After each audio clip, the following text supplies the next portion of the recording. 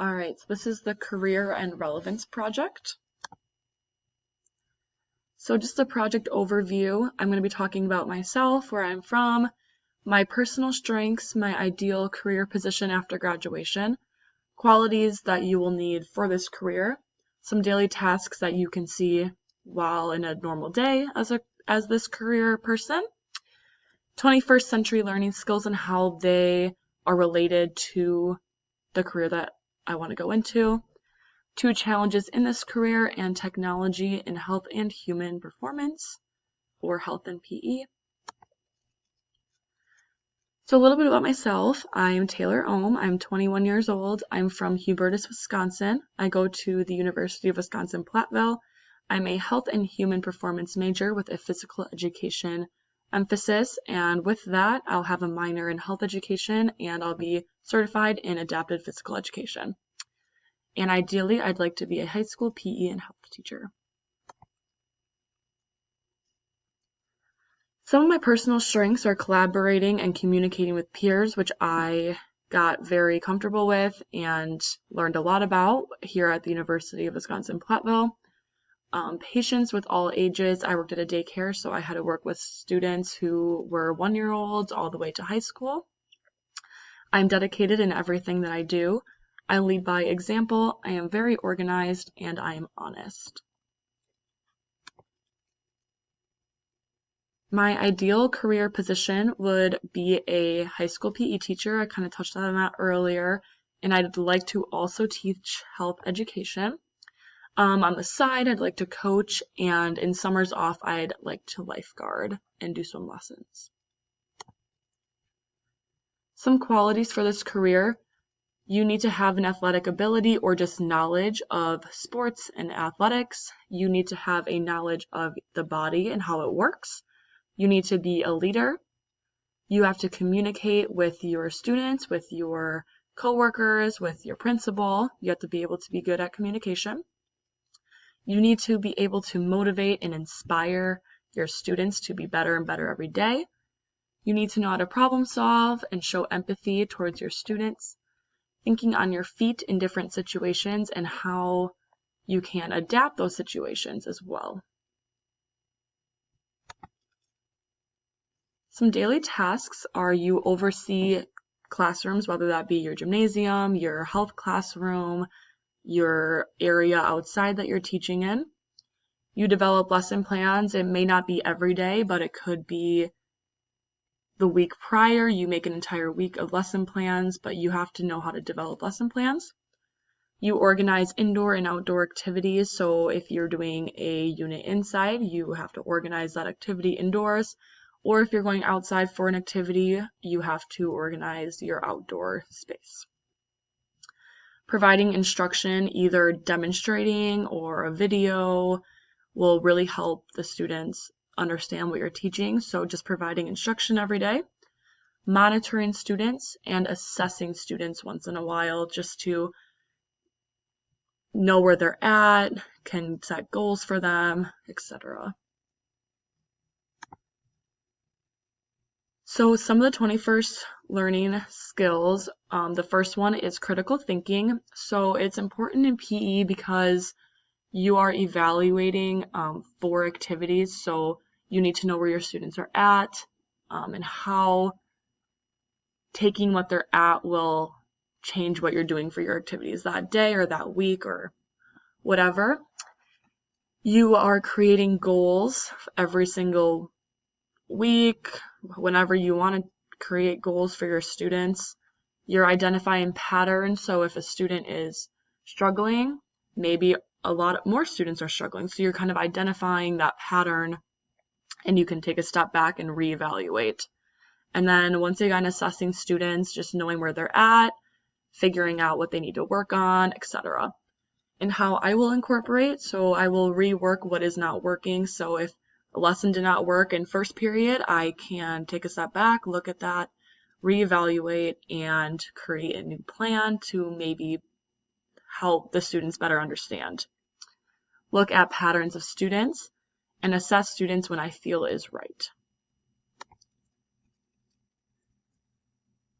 Citizenship is the second one. So it's important in PE is you want to impact and motivate your students. You want to motivate them to continue doing physical activity outside your classroom in the future, just to help them understand how important physical activity is. And that kind of goes into addressing health and wellness issues. So if you're talking to your students about the obesity rate and how it's increasing all the time, maybe they'll take that in and be motivated to do more physical activity. So how I will incorporate, so kind of like I said earlier, motivating my students to be physically active and talk about obesity rates so they can take that information and be more active. Growth mindset, its importance in PE. There will always be challenges, but work through them. So if you're having a challenge with a group of students, it's okay. You can work through it. You can figure out ways to overcome that challenge. And there is always something that you can grow in, whether that be in a teacher's perspective or a student's perspective. And how I will incorporate talking to students who are not following directions, help them grow as an individual.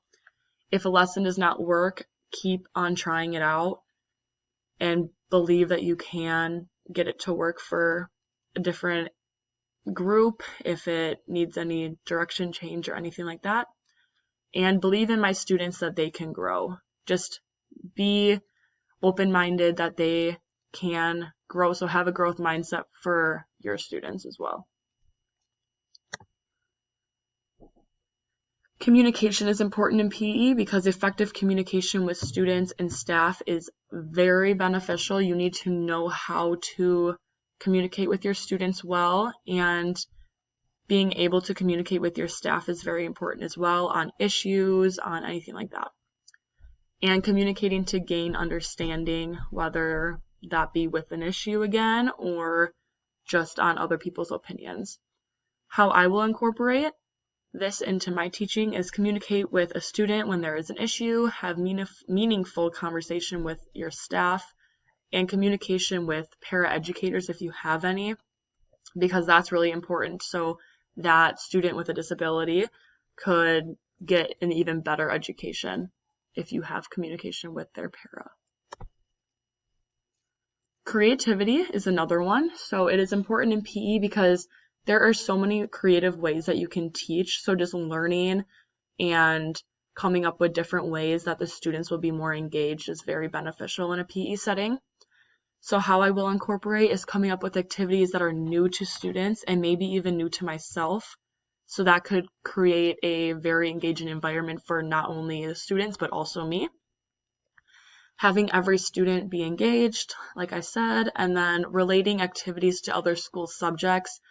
I had a class where I had to relate PE and science together, so I created a really cool activity that incorporated both of those subjects, which was kind of cool for students to be involved in.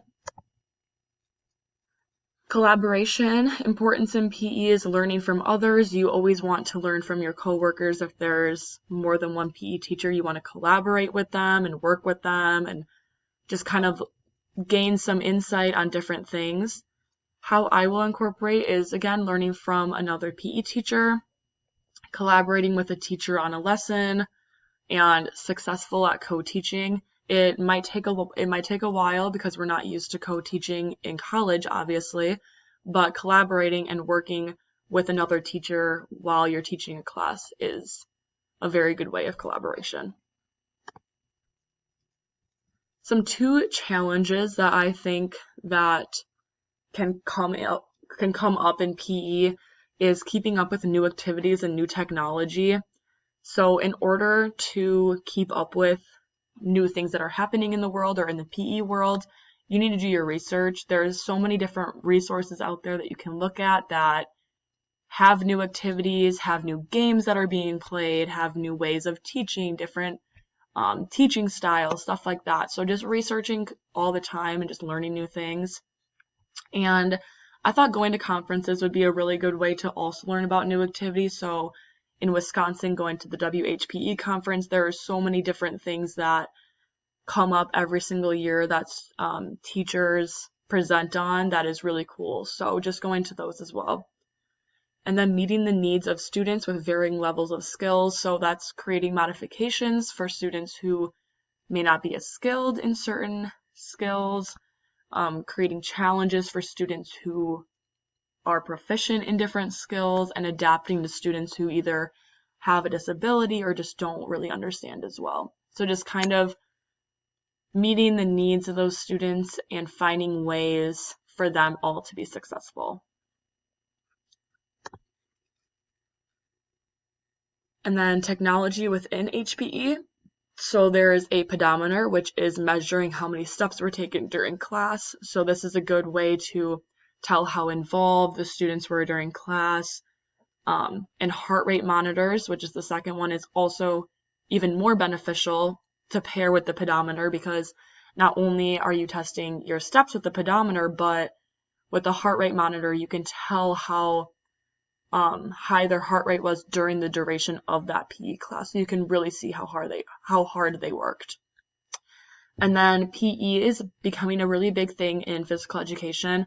So there's different game videos, different warm-ups that the students can do that they can watch on a projector or a big screen. There are simulations, and a lot of teachers have been using YouTube and videos for explanations and demonstrations, which is really cool since the students are used to that technology aspect. And then a little bit of a conclusion, being a PE and health teacher is my ideal career, obviously. My strengths overlap with qualities for this career. The 21st century learning skills are very beneficial in PE. I think all of them are beneficial, and there's so many different ways to incorporate all the different learning skills. There are challenges, but there are always ways to overcome them, different things that you can go to other people for, just kind of jumping over that barrier. And use of technology can create more engagement for students and for yourself. And then here's my reference page that I had.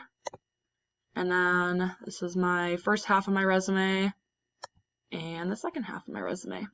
And that's it. Thank you.